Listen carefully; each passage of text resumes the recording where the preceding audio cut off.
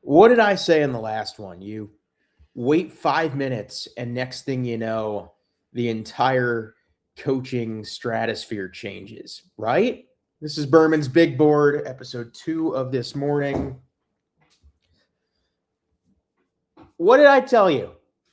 I liked Kubiak to Atlanta. Now it sounds like Kevin Stefanski in Atlanta is a done deal. He's been working undercover, bringing a coaching staff to Mercedes-Benz Stadium. I like that fit. I think Stefanski is a good coach.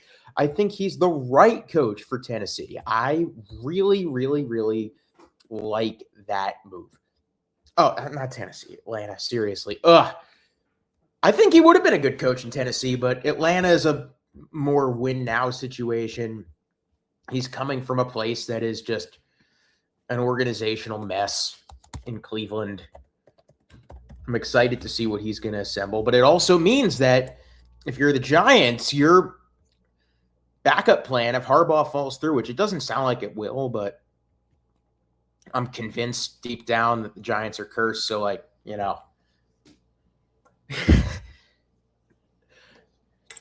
there goes your backup plan. All right. We are actually going to talk about what I've been meaning to talk about, which is the Senior Bowl, which is the official, unofficial start to NFL draft season. Ultimately, will culminate in Pittsburgh at the end of April. And this year's Senior Bowl class, I guess it is Senior Bowl AN1. AN after Nagy, Jim Nagy, no longer part of the Senior Bowl. And it is no longer the Reese's Senior Bowl. So I guess that means we're not going to be coming home with a shit ton of peanut butter cups like I have in past years.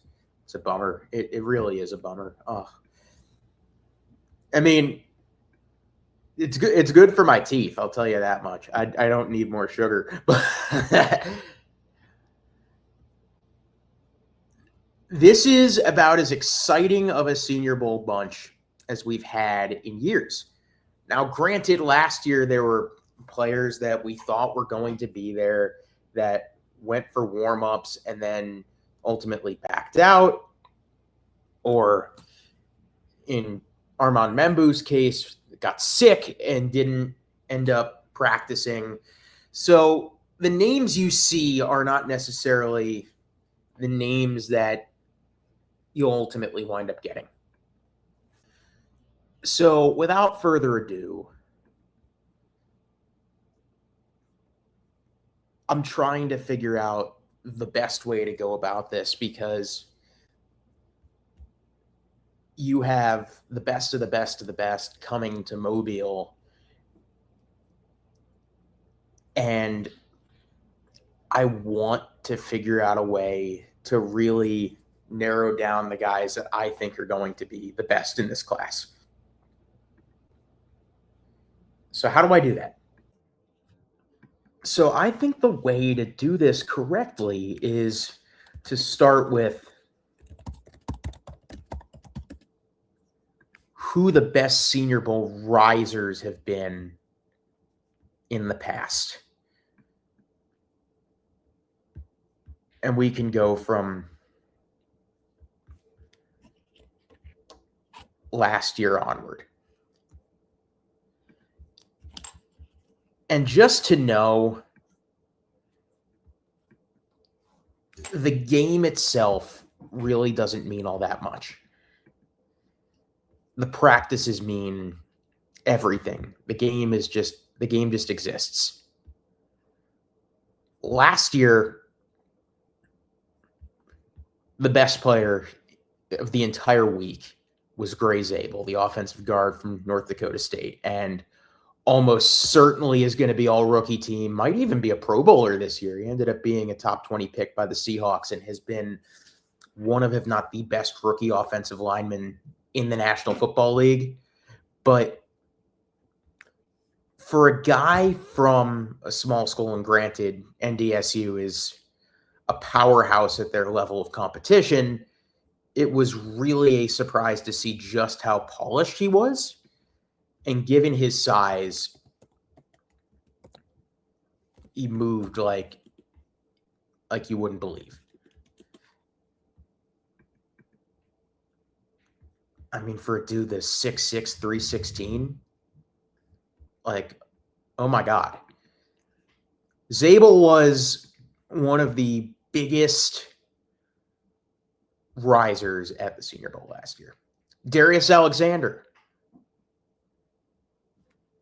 another small school guy. I feel like the Senior Bowl always benefits the small school guys because they get their chances to really show their stuff against competition that they don't maybe spend that much time playing in college. For example, Harold Fannin from Bowling Green ended up being a big fantasy boost for me this year towards the back end of the season. Was great during reps, was great the whole week in practice. Now the Cleveland Browns has been fantastic. Darius Alexander, another one, 3rd round pick by the Giants. Fannin, 4th round pick by Cleveland.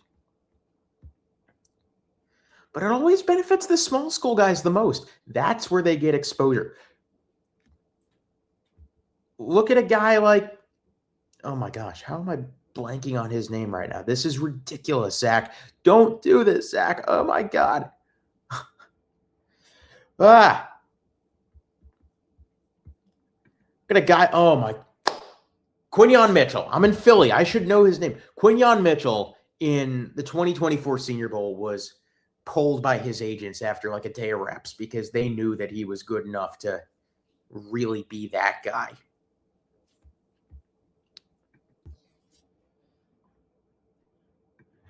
But it always winds up benefiting these small school players that ultimately get the exposure to shine at the Senior Bowl.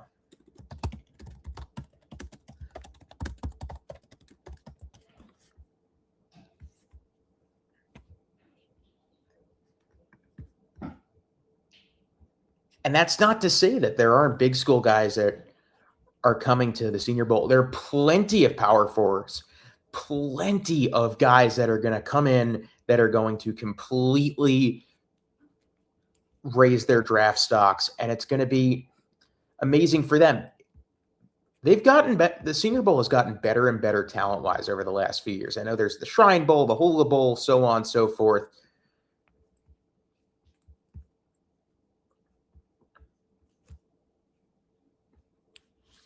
But, I mean, look, other small school names from the past. Ryan Flannery from Southeast Missouri State, now Dallas Cowboy. He was a 2024 guy. Jalix Hunt from Houston Christian, now Philadelphia Eagle. He was a day 2 pick. And he completely has been fantastic. I mean, it's crazy to consider how many NFL coaches and usually every team's GM is down there. Every front office, except for maybe the front offices in the Super Bowl, have a full representation in Mobile. You're going to see everybody down in Mobile, Alabama that week. It is absolutely the best time of the year. So with that, we start with small school guys. That is always the most intriguing list of players. And I begin with John Michael Gillenborg, one of my favorite risers, tight end out of the University of Wyoming. Feels like a guy that's going to go 5th, 6th round. He's fleet-footed, 6'5", 250. His best season was 2024, had 425 yards, 3 touchdowns. Good blocker. I really like what he brings. I've seen him on PFF in like the 330, 340 range. I expect that to go up because he's a dude that, granted, in a stacked tight end class, this tight end class is ridiculous, and we're going to go position by position over time. These are the kinds of guys that really stand out in this week. You noticed I might have mentioned Quinyon Mitchell, Darius Alexander. There's another guy from Toledo this year that looks to be shaking up the reins in Mobile, and that is Emmanuel McNeil Warren, senior out of Tampa this year. 36 solo tackles, 3 forced fumbles, 2 picks. 6'2", 202. He's fast, smart, plays the position well. Good safety draft. So this is where a guy like him is going to benefit the most from getting this week in front of all these scouts and coaches and execs.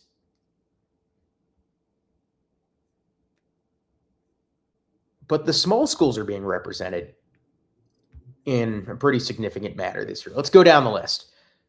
Non-power fours. Dartmouth, Georgia State. Oh, nope. San Diego State, Stephen F. Austin, Toledo, Western Michigan, Wyoming, and that's for right now. There's going to be a lot more names that join this list in the coming days and weeks.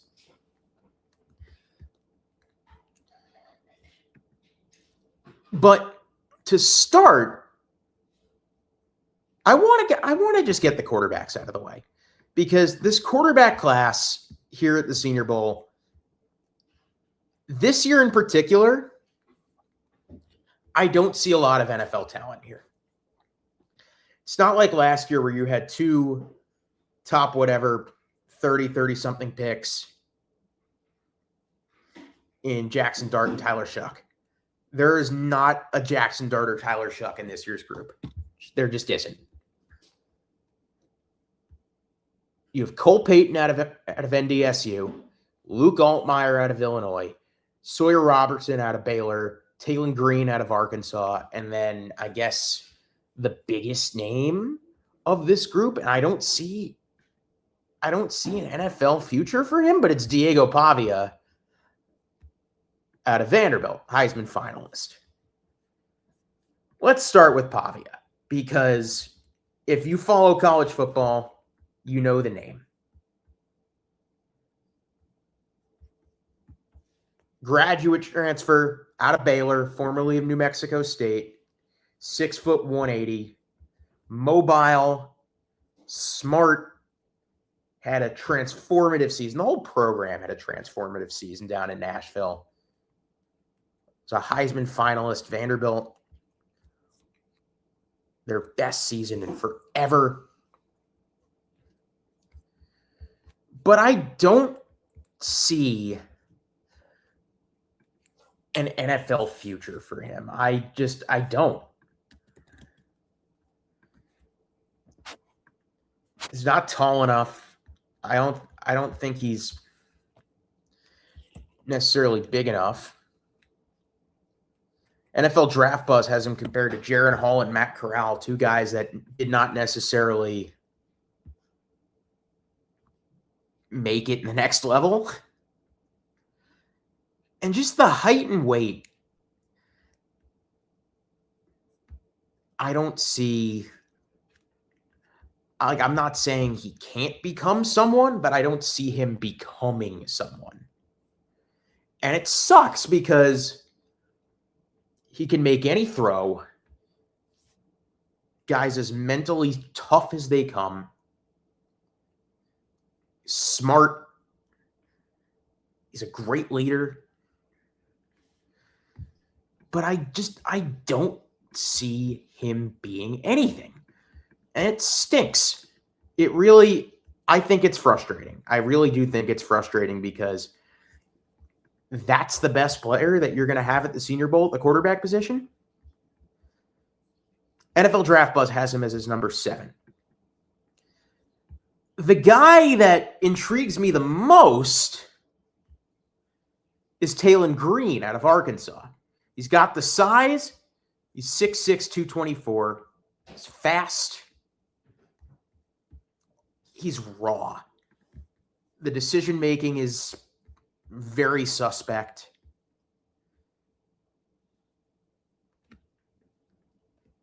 The mechanics aren't quite there. the highlight reels for him are ridiculous because he can flash plays where you'll be like, oh my God, this guy could be a first-round talent. In a way, he reminds me of Anthony Richardson. He's someone that is definitely going to flash the Senior Bowl because he has the physical skill set. But at the same time, I'm not sure if the body of work in college just necessarily adds up to ultimately being a successful pro. But I could see him being a late round flyer. I could see him maybe getting into the end of day 2 if someone feels particularly strongly about him.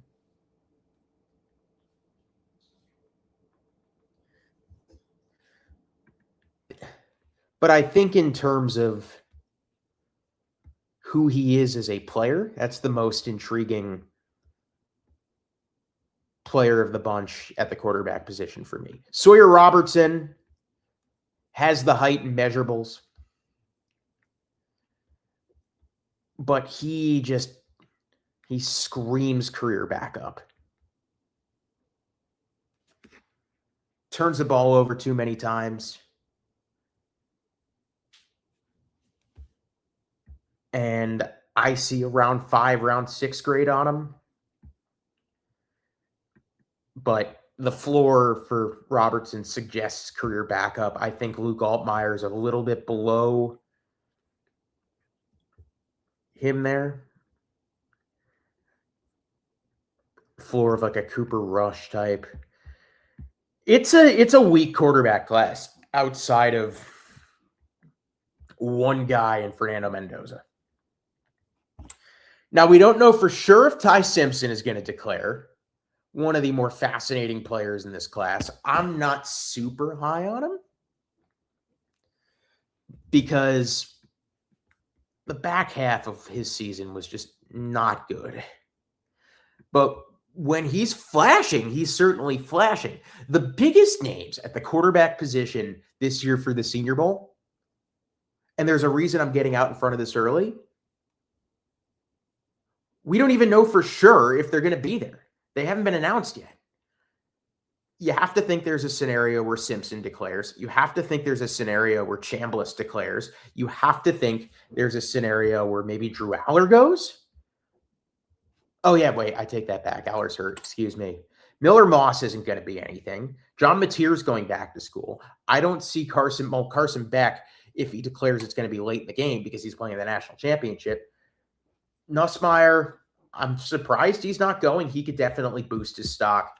Mendoza, he's got no need to go, considering that he is by far and away the best quarterback in the class in a one-quarterback class, playing in the national championship. I love Fernando Mendoza. I'm going to gush over Fernando Mendoza this entire run up until the draft and up until opening day. Fernando Mendoza is just that guy. And he reminds me so much of a Jared Goff or a Matt Ryan player. And I mean that in the most complimentary way possible. Maybe a little bit more mobile, but a smart, heady leader. I know he loves to brag about the fact that he graduated from business school at Cal. His teammates would run through a wall for him. Can make any throw. Every time you think he can't necessarily improve his draft stock more, he's done so in these playoffs. So he doesn't have to go to Mobile. He's not going to. He's going to possibly either enjoy the national championship or lament over the fact that he fell short, while knowing that he's going to be the first overall pick and likely going to the Las Vegas Raiders. I'm very curious as to who they are going to bring in, but as head coach. But that's not what this episode is about. Cade Klubnik, it's so crazy to me that he's fallen off the way he has. He was a 5-star prospect coming into college, and just the second the lights became brightest for him at Clemson, he fell apart. Klubnik's not going to be anything. Drew Aller has potential to be something, but he just reminds me of he reminds me of all the other guys that have come out of Penn State and not flashed. Will Levis, reminds me of Will Levis. He's got the athleticism, but just the turnovers are so brutal. And yet, given how desperate there's so many teams there that there are for quarterbacks right now, I could totally see a team going in and being like, yeah, let's go waste a day 2 pick on Drew Aller. When was the last time a Penn State quarterback actually wound up being something? Like, seriously. But especially a guy that has turnover problems. It just screams Christian Hackenberg.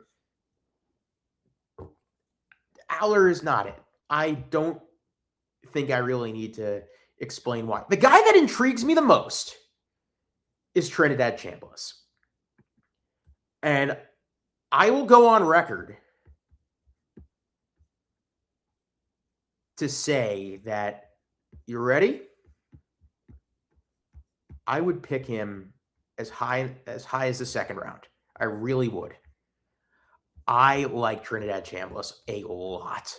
I think he should have been a Heisman finalist. I think he has all of the intangibles. He's a winner. He's done so at Ferris State. He took Ole Miss to the semifinals. Great processor, great leader, great runner. His deep accuracy is great. Russell Wilson is a template here. I could totally see, and this is, of course, all dependent on the fact that he is currently filing a lawsuit against the NCAA. He wants to come back for a 6th year. This is all contingent upon the fact that he would go back to school or not. If he does not go back, I would expect him to be in Mobile. I mean, he's a super duper senior, so that would totally check out. But I think after Fernando Mendoza, he flashes the highest upside in this draft class, especially now that Dante Moore is going back to school. And I think Moore going back to school is the correct decision. And I'm not just saying that because the Jets are where quarterbacks go to die, but rather we saw a quarterback in the college football playoff that was not ready to take that next step. So with that, that's really the whole quarterback class right now. And that's all I got on this front. So circle back. I'll be back breaking down more positions tomorrow. But long story short, if you're looking for a quarterback in this year's Senior Bowl class, you're probably looking in the wrong place because this class just isn't it.